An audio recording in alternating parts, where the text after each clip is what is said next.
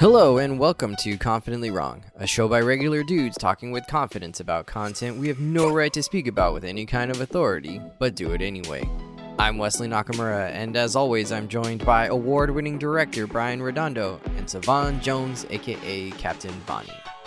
This is episode 178, and we web swing through the first half of your friendly neighborhood Spider-Man.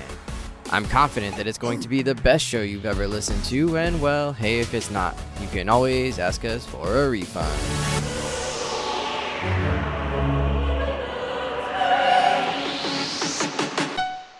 Incredible! Hello, gentlemen. Welcome back. It's Confidently Wrong. We never left. We didn't leave. We've been here the whole buddy. time. Pre-show, we had some more NBA takes. I think we're just excited to see what happens with all the changing landscape because, you know, it's hard to predict like where everybody's going to land. And we got some teams on the rise, like the Rockets. We were just spouting their praises. When do we become a full-on NBA pod? It's NBA season right now. I don't know. I mean, the Super Bowl is this week. Fans, let us know what you want. Do you want Spider-Man or do you want us opining about the Rockets? There's a lot of NBA pods out there. There's a lot of NBA pods out there. All right. We're talking about friendly neighborhood Spider-Man. Yo, when he posted that video, everybody watched it. Yeah, because shut up, Brian. I only watch Thinking Basketball. They're good though, right? I need to find Thinking Basketball is good though, right?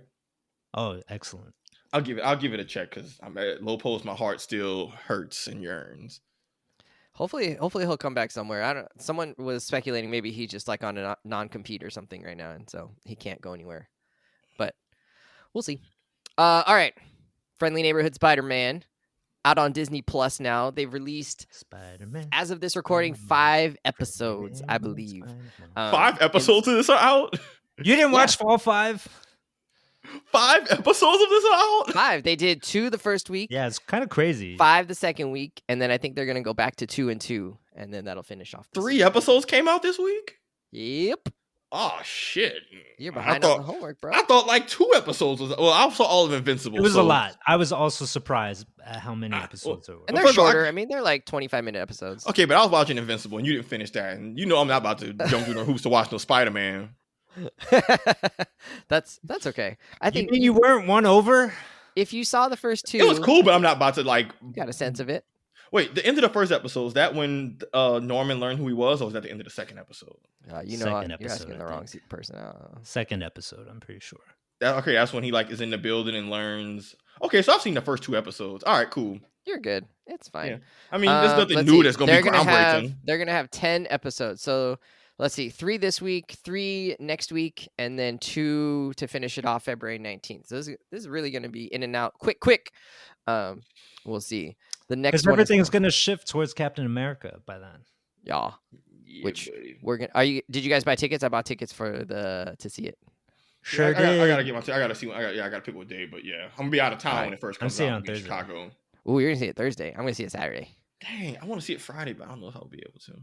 Do it. I'm trying. February 14th. February 14th is Valentine's Day. Like I said, that day I'm sick. I'm traveling. I'm gonna be on a work trip. Oh, perfect. See it on the work trip after you're done with all the seminars, or whatever. I can't do that. You can't. You can't see it without Tony. Yeah, we're gonna both go see it. Okay. So I can't just. Yeah, that'd be a bad look if I just. The bad move. Yeah, don't do that. Don't throw it away for Captain America. She doesn't need to know. What happens out of the zip code? Is it still fair game? Anyways, codes, area codes. All right. So as we talked about a couple pods ago, Sav says we are inundated, overloaded, waterlogged with Spider-Man shows and movies. Bloated, saturated, perhaps oversaturated. But Disney decided, no, we're not. We're coming out with more Spider-Man this year because we're not seeing a Tom Holland project this year. So we got Friendly Neighborhood Spider-Man, which is not quite in the MCU continuity. Although you could tell there were some pieces that were there that they were like referencing from the MCU. So it's kind of a amalgamation of different things here. They're not throwing away everything. They haven't thrown away the baby with the bathwater here. I don't know, Brian, can you introduce us? What is the background to this this show? Like, where are we? What kind of show is it? What do we need to know? It is sort of an origin story for Spider-Man. It's sort of starting from scratch. Like we Takes him see back to his high school roots. Yeah, freshman year of high school, and first day of high school, we see him get the spider bite. But then it jumps ahead in time to where he's already doing Spider-Man things, saving people. Doesn't has have his homemade costume yet. Yeah, He's got his homemade costume, which is basically a hockey jersey and some matching sweats. He's got his homemade web shooters, which is pretty cool. He's got like a hydraulic tank or something attached to his back, and you see the wires outside of his shirt that are connected to his web shooters. So I thought that was like a kind of cool design touch to make him seem, way more homemade, way more like dude in the basement, preparing for the worst kind of situation. But we get that kind of Spider-Man here, and as you said, he's not firmly in the MCU. At the very least, he's not part of Earth 616 as we know it. He's part of something that seems a little bit familiar, because there are references to the Avengers, the Sokovia Accords. There's references to the Battle of New York. Norman Osborn himself says, we need local heroes to protect us, right? Not just these Avengers who are all over the planet, and who may not be very reliable. We also get a Doctor Strange that comes in presumably from another Earth, another universe, and that's actually where the radioactive spider that bites Peter Parker comes from in this world. Big Spider-Verse energy, huh?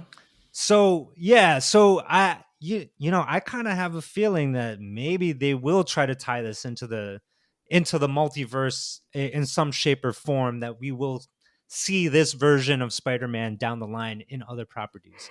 But for the most part, it is self-contained as its own retelling of the classic Spider-Man story. And so you get a lot of characters that you can count on, right? Norman Osborn, Harry Osborn, Aunt May, right? But in this world, unlike the MCU version of Spider-Man that we're used to, it's not Tony Stark that gives Spider-Man his glow up. It's actually, and this might be a spoiler for Savon, it's Norman Osborn who comes into play. And then we also have this greater high school cast of supporting characters that surround him. And they in and of themselves are all very interesting. And a lot of them feel new to me, actually. So, he's got his best friend, Nico. He's got a jock friend it's not Flash Thompson that's picking on Spider-Man. It's Lonnie, who's the star football team player, but also kind of a nerd and a big fan of Peter Parker's, right? And then we have a girl crush who's dating the jock, but it's not Gwen Stacy, it's not Mary Jane. It's a completely new character that I'm not familiar with, named Peggy. And so it all Pearl. feels Pearl? Oh, Pearl or something like that. Starts with the P. I know that. So it all feels very familiarly Spider-Man, but with its own twists, right? And that's part of the fun of some of these multiverse retellings of classic characters, is that they're gonna have here's their take on these tropes, on these characters. Mm-hmm. Let's see how they introduce, this villain or this hero. Where do they come into play? How do they mix up the paradigm that is Spider-Man, and the thing that, Savon can rail about, that we're so used to, that we know all the beats of. They're going to mix it up here a little bit in this animation. I hope so. And yeah, that's Friendly Neighborhood Spider-Man. Doc Ock makes an appearance. We saw Connors too, right? In like the first and second episode at the building, we saw like a Dr. Connors. And I didn't realize this until later. Do y'all know who Lonnie ends up being? By episode 5, we do. Oh, yes. Crap! So we're getting that already? Yes. Yes. Oh They just give him a no! nickname. They just give him a They nickname. give him a nickname, but like then it's like, oh, that's who he is. Like So through the first few can I episodes, say it I was right? like, is this Tombstone? a Prowler? Yeah. Yeah, because I'm like, wait, Lonnie? Because some of the characters Tell us you about remember Tombstone, Savon. I don't know about him. I don't know that much about Tombstone. The gist Okay. of him is that he's like a crime boss villain character. His whole thing was that he had really, really tough skin. There's one Spider-Man animated series, I forget which one, because there's a bunch of them. But I think there was one on Disney where Tombstone is kind of his main villain in that iteration of the show. And I think he's voiced by Keith David. And he's a really, like, he's meant to be a really badass villain. So it depends on the writer. I don't know too much about him otherwise, but All right. I will say, to Brian's point, it is cool to see these characters looking very, very normal and well adjusted. And depending on how well you know your history, you hear certain names and you're like, okay, so how is shit gonna go just completely sideways for you to go from this to what you seem to be? And then to Brian's point, will they also misdirect us? I would love for there to be a, maybe this character's a hero this time. Maybe they don't become a villain. It's a fake out. Like, that's what I'm hoping for to keep this refreshing. But I do like seeing all these different characters and you kind of having to realize, oh, like, what's that guy's name? Cho, the other science Amadeus dude? Cho. Amadeus Cho. Like, he's a character. I think he's not A-Bomb, is he? Or is he Hulkling? He becomes like a version of the Hulk. He's I know he's associated with the Hulk group because I remember that from old Hulk comics and stuff. So like, it is really cool for this show, I will say, to, if you Google all these regular characters, you'll actually learn, oh no, they actually are this really intense, dope character. How do they get there? Watch and find out, I suppose. Yeah. Actually, that gets us to our second question. And so now I think the spoilers can open up for real here. So we've got some established characters, like we talked about Doc Ock and Peter Parker, Aunt May. What are our impressions of these characters we've seen in different properties and seem to be kind of the main Spider-Man staples? I think I wanted to start with Harry Osborn, who is generally going to be a friend of Peter's some way, or sometimes they're a little bit like rivals a little bit, but usually they're friends. And that usually there comes a point in their relationship where there's a turn of some sort. Either Harry gets jealous, or Harry turns it. Harry has the Venom suit in the game, in the video game that we just played last year. So like, at times they have sort of an antagonist relationship. In this one, Harry so far seems to be actually kind of a down to earth dude, even though he's like rich as fuck for being Norman Osborn's son. Unrealistic part of the show. Spider-Man I can live with, well-adjusted rich kids. Let's dial it back. It took you out. It was too Hold on, what are we watching again? Too unbelievable. No, I mean, yeah, he just seems like a normal dude. And with so a Lamborghini. With like an Audi or something like that. But yeah, I don't know. I mean, first impressions, I like what they're doing so far with the Osborn family, just making them kind of normal-ish. I mean, they're not the Green Goblin version from the 2000 Spider-Man movie. This is or 2002. I don't know when Spider-Man came out, but they're just kind of, they seem like they're well-meaning dudes, and so we'll see, if they stay on that track or if they kind of end up having turns. Brian, what's your established characters, the main ones? What are you thinking so far? They've kind of sidelined Aunt May a little bit.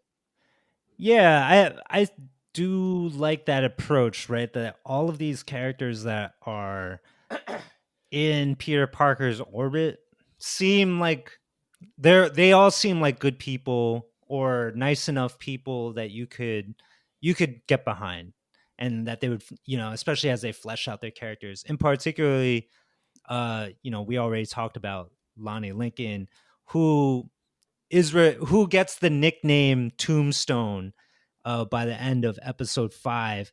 Does he actually become Tombstone? Like, maybe that's an open question. Maybe. But for the most part, when we're watching him throughout the first half of this season, like it could have easily devolved into high school movie stereotypes, right? Like the bully jock who doesn't give a shit and is only there to enrage and belittle our protagonist. But no, instead Lonnie Lincoln is a good dude. He's the most popular kid in high school that you wish existed because he's popular for all the right reasons. Like he's just magnanimous, he's friendly, he's charming, he's good at both sports and academics. And then we spend lots of time with him with his family. He's like the beloved son that looks after his younger brother, looks out for his parents, doing right in the community. So we spend a lot of time with him, and I really enjoyed that the show spends that time with him and with other side characters, into fleshing them out a little bit and making them richer and kind of deviating from the archetypes that they could easily have fell into as a trap, right? Instead, they're giving us something a little bit different. And so when Lonnie is forced to get involved with the local street gang, we feel some of that he that gets forced struggle, into it. that some of that lamenting, and then he gets the moniker Tombstone. So they're setting us up for like this interesting character arc. Whether or not he does a full turn and becomes a villain, we don't know yet. But that, I think that it makes the show fun to watch. Yeah. Sav, who's your impression of the main characters, the ones we've seen kind of in other properties as well? Too early to tell. I feel like there's only so much. Frankly, I'm hoping for more from the other characters than from Spider-Man. There's just only so much you could do with Spider-Man that I think will keep it interesting without just reinventing his character. So really, my hopes are really in what they do with the supplementary cast. Change how they're going to change up origin stories. Who are they going to have be a villain and they fake us out on it, to your point where I got to watch the episodes. But like, if Tombstone's foray into this world feels more coerced, what does that mean for the morality of this character? Is he a villain who's reluctant, which means that he could be won over? Like, that'll be kind of what really moves the needle of giving this that's how I feel a lot of these impressions. That being so, Spider-Man hasn't particularly interested me because I feel like been there, done that.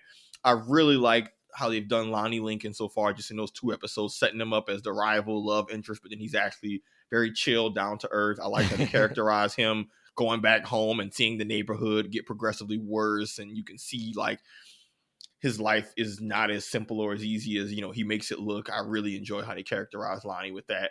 But honestly, I'm excited for this version of Norman Osborn. We've seen Norman a bunch of times in the Spider-Man story. I think Coleman Domingo is a really talented actor, and I like his charisma of being very well put together and charming, but he's still Norman Osborn, so there's that underlayer. I didn't realize he was the voice actor. Yeah, Coleman Domingo. Great choice. Great choice.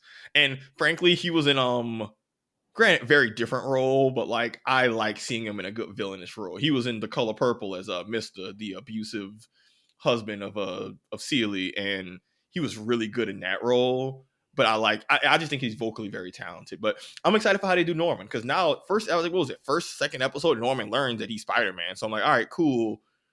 This is a different interpretation of Norman, because they seem to be setting him up to almost be a Tony Stark surrogate like he was in the MCU, right?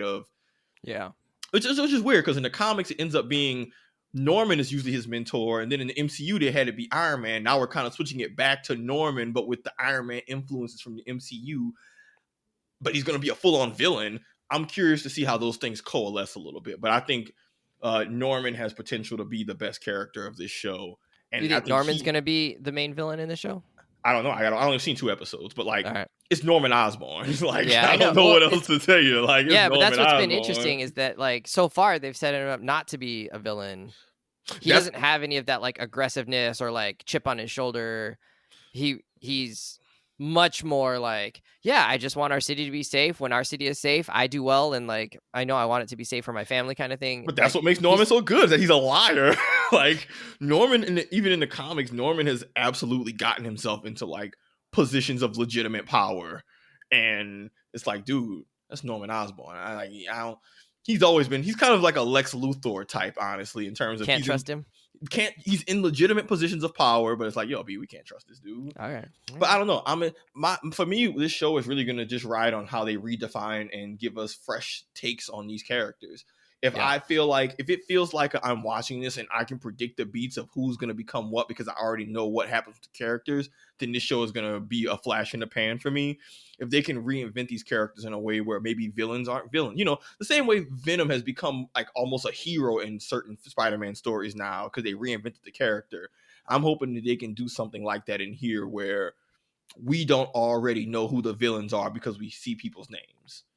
Like, I think even the character's best friend, Nico, I like looked up her name and apparently she has like, she's a comic character. I'm less about the where they end up. I'm more of the how we get there. Otherwise, this is just one of a bazillion Spider-Man shows all doing different flavors of the same shit. I mean, it's still Spider-Man. Yeah, I mean, yeah. I don't know that you're gonna get something completely reinvented here. Well, this that's isn't like an upside down version. I know, but that was my entire like critique with the show of like, what have we not seen in a Spider-Man story that justifies having a show like this? I'm not saying you have to have it, but like if you don't, then it's gonna just blend in with the rest of the shit we've been getting for the last 30 years. All right. I don't know that they're going for that. We'll see. That being said, the homemade suit is probably one of the best interpretations of up and coming, like real MacGyver Spider-Man. And I have high hopes for that because the CO2 cartridge thing and the gas tank on the stuff to adjust the wear pressure. I'm like, all right, there's potential for this to be really refreshing because that was very refreshing. So yeah. Well, jury's still out, but they're not doing anything wrong, but jury's still out. All right. I don't want to burst your bubble, but that's probably not going to last very long. I mean, I know he's going to get the fire suit later. I mean, I'm expecting this man to have that backyard crap the whole show, but I'm glad that we at least, they're leaning into, hey man, he ain't got all this fancy shit that he just made in his backyard. It looks really homemade, which they generally are not. Most superhero stuff is bad about selling you on the first suit. I'm like, this suit look fire as hell. You just made this? I guess there's some dope cosplayers who make shit, but like, I don't know. I'm not buying it. All right.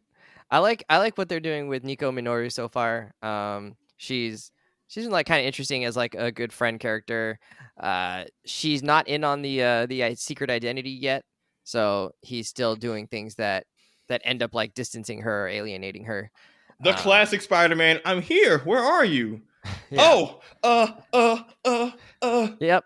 Oh, I gotta go to the bathroom. I'll be back 5 hours later. I'm glad they called that shit out the first episode of like Norman just being like, yo, B, I see you in the stairwell. It's a building. We got cameras and shit. Like, I'm like, thank you. Because that episode, I did love that happened right That away. was pissing me off. I was like, so nobody gonna question this man just in this secure building? I'm glad they called out. This is a secure building. You can't just be going in and out. I'm like, thank you. So there's certain things they're doing that definitely gives me high hopes of like, all right, they're not just doing this just cause. They seem to be being really thoughtful. All right. But I think for Nico's part of what makes her interesting more than just like the friend that gets left hanging is one that she's a girl in this, right? So there might be some pseudo romantic feelings there. Maybe they hint at that. Yeah. There's a hint of like maybe a little jealousy, and also knowing that Nico is a comic book character, right? Like they don't really show the hand on this except for one tiny little detail where it seems like maybe she's talking to herself, or is she talking into the necklace that is around her neck? Right. And they also mentioned that she's part of a foster family, which if you're aware of the character that she is in the comics, and I'm only sort of aware, like I read one thing, but I didn't want to read more into it. She has the possibility of evolving into a very like interesting, I don't even want to say foil for Peter Parker, but like it could go in a lot of different ways, I think. And just like the hint of that provides like another element of mystery for a property that we know all the story beats for already in advance. But we haven't seen Nico in a Spider-Man thing, so I think she'll bring a nice twist. Yeah. And she's got some like witchy powers, right? In most other things that she's in. From Runaways. Okay. Yeah. All right. Yes. Well, we've actually spent this entire pod so far not talking about the main character, our good friend. Nobody give a damn about Spider-Man. Peter Parker. That's why. Y'all didn't say nothing. Y'all had the chance. Y'all didn't because he's boring. Well, so I guess that's where we should go next. What do we think so far of our portrayal of Peter Parker? To me, they're really leaning heavily into like he's kind of nerdy, a little bit socially awkward. Very like wants to do the right thing. Aspect of him. He's not very funny or very like quippy, which maybe like that's okay. Maybe we're quippy in fights. Maybe we're overquipped sometimes. With Spider-Man, but it's just kind of blah so far. A little bland, I think, on some aspects of it. His crush on Pearl, it's all right. But like nothing's really happened. Also, I think it's funny that Nico's like, if you don't ask her out, I'm gonna ask her out. So kind of letting us know like, hey, Nico can swing both ways. She's an equal opportunity player. But yeah, I don't know. The Peter Parker, he's a little bit bland, I think, in this one. Likable for sure, but I think a little bit on the more. What was the word that Mike introduced us to? That was like just not anodyne. Offensive. Yeah, anodyne. A little anodyne in this one. Is he Hillary Clinton to you? No, Hillary Clinton is way more polarizing. I don't know. Savon, you think he's boring in this one? You're just gonna go straight up. He's just not it. He don't be doing nothing. What'd he do? He's still learning. What'd he do? He saves women's purses. His dilemma's the same. He stops bank robberies. His dilemma has been the same shit all these years, which is, oh my God, I'm Spider-Man. It's so hard. I'm neglecting all my friends and responsibilities. Yeah. Oh my God. We saw it with Andrew Garfield. We saw it with Tom Holland. We saw it with Tobey Maguire. We saw it with like 7 different cartoons. That's his character. We get it. The shit's hard. Why should I care about this compared to the literal scores of other shows? Like, no one's giving me a good why. Like, why should I give a damn about this version of Peter Parker? I don't know. That they also still have to loosely base off the MCU because they still don't know how to make it just its own separate shit. So in Peter's favor, I will say, Brian's cashing that Disney check today. I much prefer Miles Morales. That's easy. Like, you can make that decision with your eyes closed.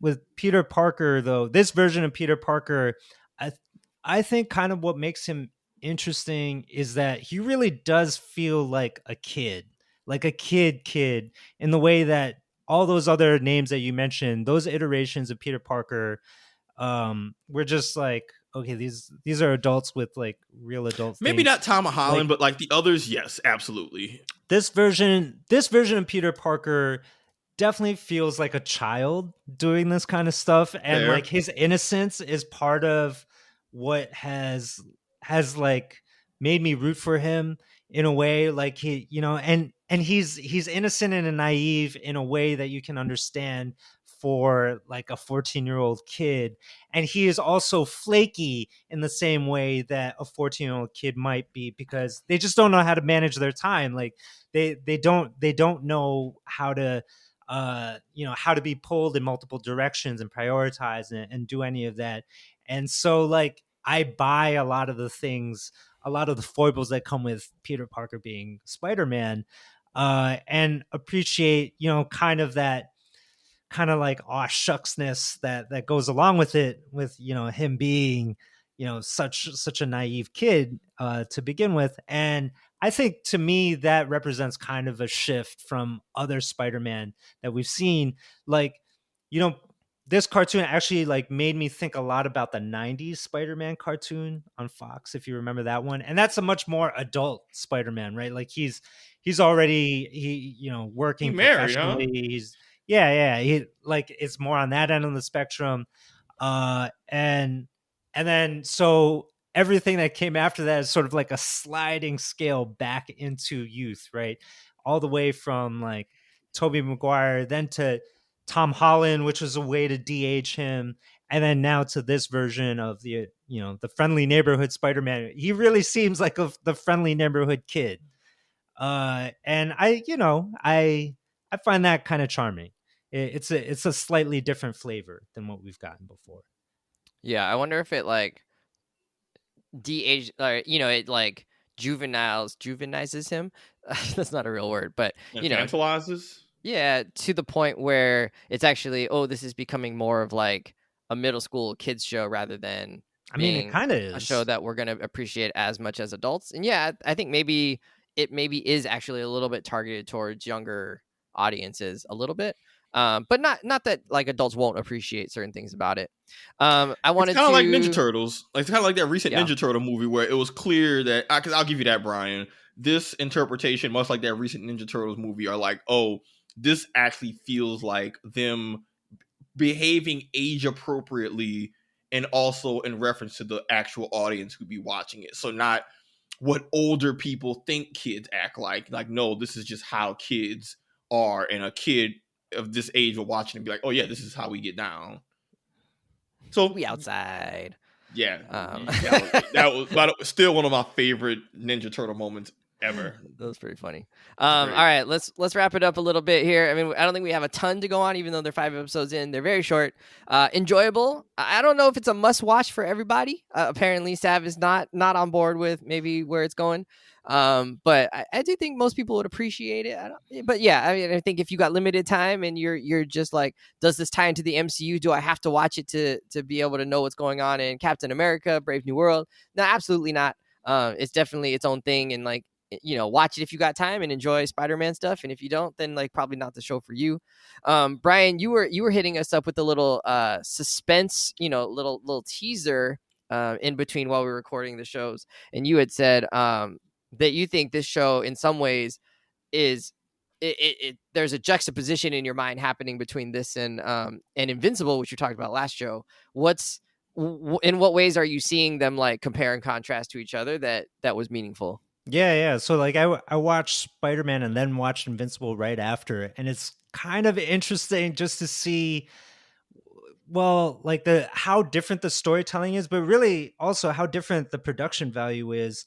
I recognize that Invincible is hand-drawn animation, and it's also an hour-long show, so with limited resources, right? So they're really stretching Amazon with limited Amazon what has they do unlimited there. resources. Oh, I mean, still, hand-drawn animation costs a ton.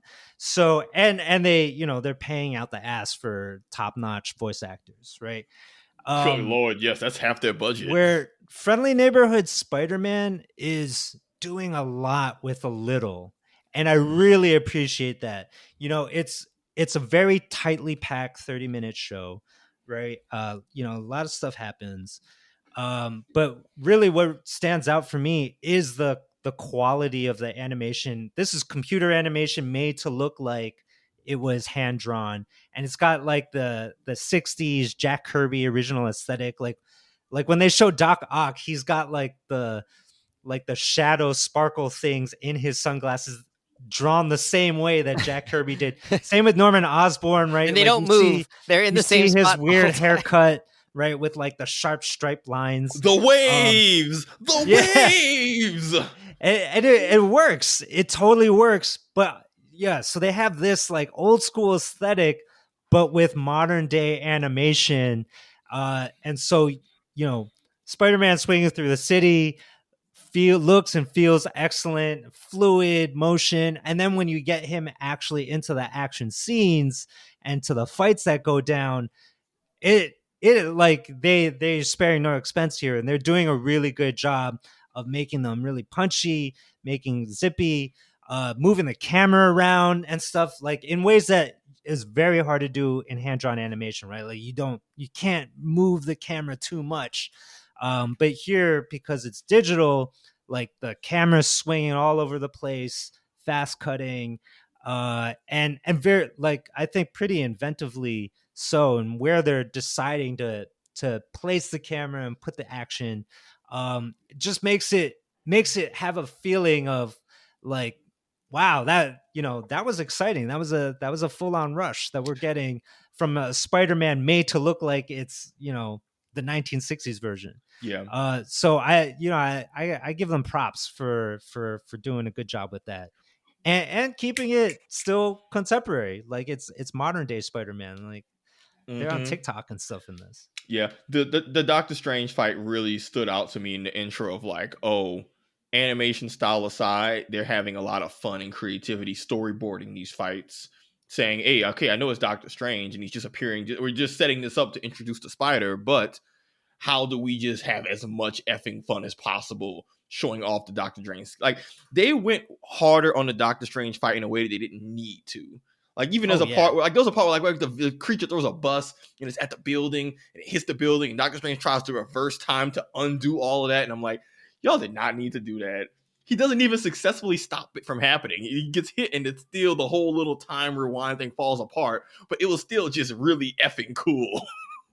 Yeah. Or just all his portal shenanigans, which we know how to portal stuff. It's always lets you do fun stuff. But I agree with you. One thing this show definitively has over Invincible is that as much as I enjoy Invincible fight scenes, they don't have that over the top creativity to really show fun, crazy power sets. Although some of that is the nature of the power sets in the show. But like, yes, I agree with you. Spider-Man is very creative in how they use their characters in fights and really make it pleasing to the eye and take advantage of like the art style and all that. Like, it's Amazon very much does feel like, oh yeah, the big bucks went to having just the best voice. Oh, I don't even know the best voice actors. Really, really popular actors. Yeah, for sure.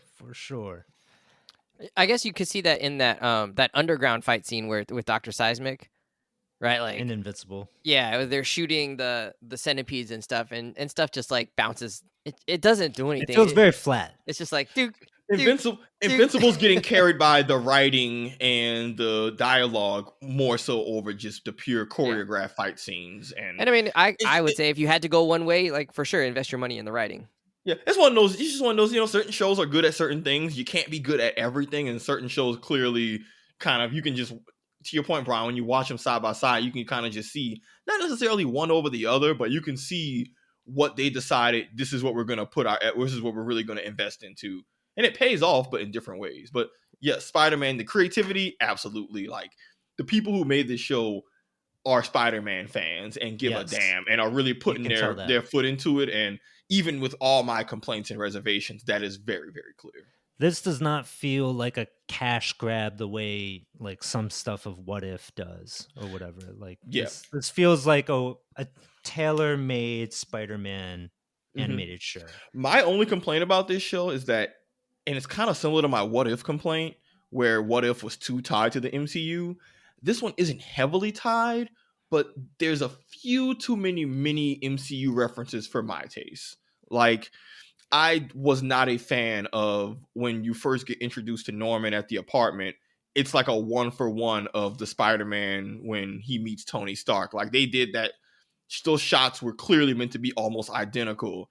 I didn't like that because I already felt like this thing had its own identity. So you don't need to be drawing parallels between a universe that has no similarities in terms of art style, actors, tone. Like that felt very ham-fisted, especially when it's not even Tony Stark. Like they could have cut out some of those little, or clearly this Aunt May feels like she's a little Marisa Tomei coded, and like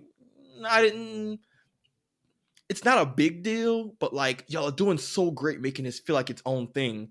Don't half-ass it. Cut the ties clean. Go back to Grandma Aunt May. Like go back to just not Marisa Tomei coded Aunt May having the conversation with Norman that was just like the one with Tony and Aunt May. I didn't like that at all. I hope that they don't do more of that because everything else has felt refreshing, and that felt like a been there, done that. Known hater, Savon Jones. Hey, I'm giving a lot of nuance in these takes. Hey, I'm giving a lot of, me too. I like Hot Aunt May, but like we've been talking about how you want these things to feel different. And having what feels like a ham-fisted MCU like reference just feels like, what is this adding? This isn't giving us anything extra for a show that is in other ways trying to give us extra shit. Like, why are we getting bootleg dope Spider-Man CO2 cartridge suit, but then also this MCU thing that's like whoa, like this feels very inconsistent. I think like when Marvel does their alternate versions of characters, like it always 100% works best when they go off the rails. Like they really go against the script on these things. And I mean, I agree. I would love for them to just think really outside the box to show us something we haven't seen before. MCU Spider-Man, take it off the table. Wes, it's the same reason Marvel Rivals works so well is because even though it's Marvel characters, none of them are really MCU coded and feel like their own distinct interpretations of the character. So you don't even feel like you're making that connection to something that is very, very different. It feels more like it's connected to comics. It stands on its own. And this Spider-Man thing does generally stand on its own. But like even like Doctor Strange, they gave him the old school Doctor Strange look with the little pencil mustache. I think he had the yellow gloves. I'm like, all right, y'all are doing it in some regards. Don't half-ass that, man. Lean into that. Like, I'd rather them do more references to the old 60s comic art styles and references than anything MCU related. Like, I think that could be but again, that's a nitpick, but ultimately this show seems solid. The people who like it, I'm glad y'all got your it. alley. It Maybe. All right, friends, that'll do it for us. We've talked enough about this show. Go check it out if you like it. Don't check it out if you a hater like Savon. It's not the end of the world. But you do have some homework. Next pod, we're gonna talk about Captain America: Brave New World, starring Anthony Mackie. We'll see how the and Han Solo and Indiana Jones, you mean? And Paul the therapist. We're gonna see how it works out between Red Hulk and Captain America. Are they on the same side? Are they on different sides? Clearly, they're involved in a fight in some way. But, I don't know what kind of story they're trying to tell here. So I'm excited to check that part of it out. I still have my concerns, as Savon likes to say. But we'll see. We'll see. You know you're not gonna like it. Damn it! You don't think I'm gonna like it? You've already decided you don't like it. I might not like it. It's definitely a high probability here. I think the story is going to be a mess. That's what it feels like to me. And I don't like it when that happens. All right, friends, we're out of here. See you later. Go see Brave New World. Tell us what you think when you see it. Bye.